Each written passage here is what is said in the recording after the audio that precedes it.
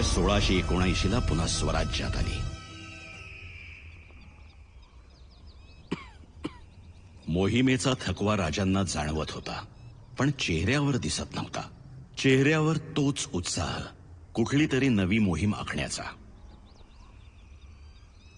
महाराज, वैद्यबुवांनी विश्रांती सांगितलीये. आज गडावर हे असं कडकडीत ऊन, त्यातून हवा ही अशी बोचरी बाधेल. मोरोपंत,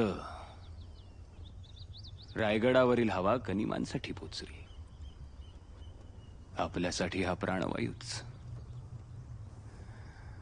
काशी, गया, प्रयाग, मथुरा एका बाजूला,